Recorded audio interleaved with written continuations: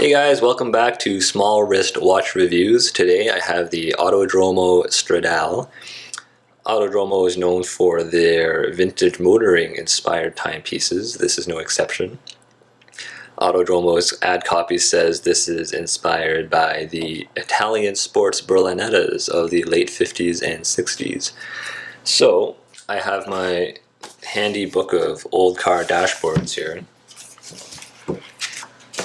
This is a Lancia Aurelia from 1955.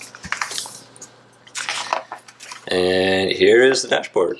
So I think Autodromo definitely did their homework. It does indeed look like the dashboard from a late 50s Italian sports car. But not too much like it. I mean, it still looks like a watch. It's very elegant and restrained. It doesn't have any sort of silly automotive stuff like tire tracks or anything on it. So the design, I think, is really nice. It's quite unique, and you don't see anything else like it out there. The case is polished, and because this is my brother's watch and he's worn it for some time, it does show nicks and fine scratches much more than sort of a blasted or satin finish would show. The rim here, this bezel, is unique in that it kind of curves down towards the crystal, and because there is a fine edge here, you can kind of see it is a bit of a magnet for like nicks and that kind of thing. So it's a great watch to wear while you're out looking good with your early 60s Berlinetta, but probably not so good to wear while you're working on it. It'll pick up quite a bit of damage that way, I think. The strap is a little stiff, but still pretty good quality overall. It's got some ribbing here, again, to evoke those sports cars. The crown is signed. You have a exhibition case pack. The movement is a Miyota 9015, which runs a little bit at a higher beat than the 6R15 here. I don't know if you can really tell, but the seconds hand on this one kind of goes a little bit smoother than this one here. There's a date. Now let me try this on.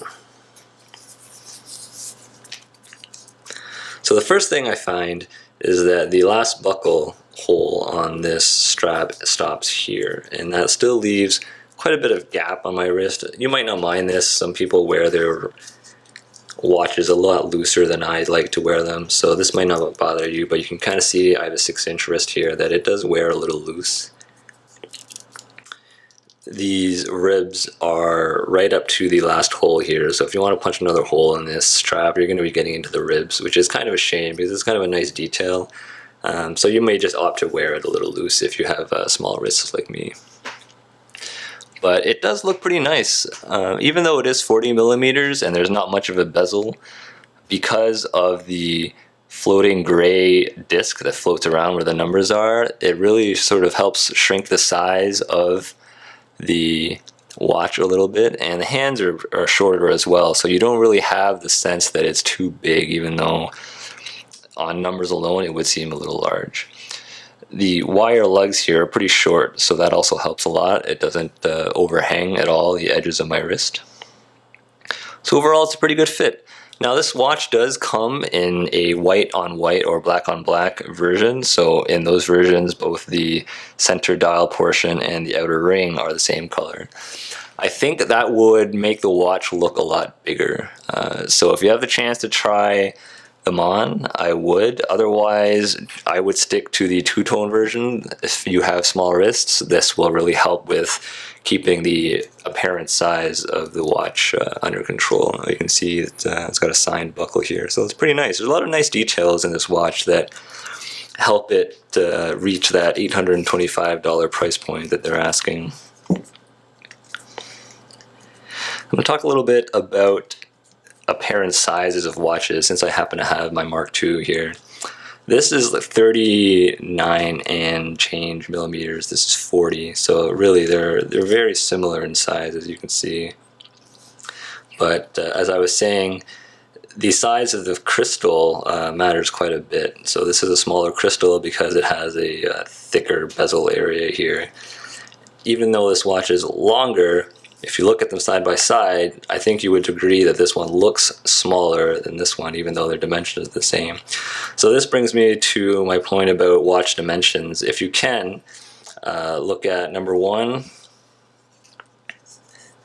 the lug-to-lug distance, or the case length, diameter, and how big the crystal is. So watches that have timing bezels or dive bezels, like dive watches, Speedmasters, that kind of thing, they will wear a little bit smaller. Whereas watches, dress watches, those marine deck watches, those kind of things that don't have much of a bezel, it's basically all dial, all crystal, those will usually wear quite a bit larger.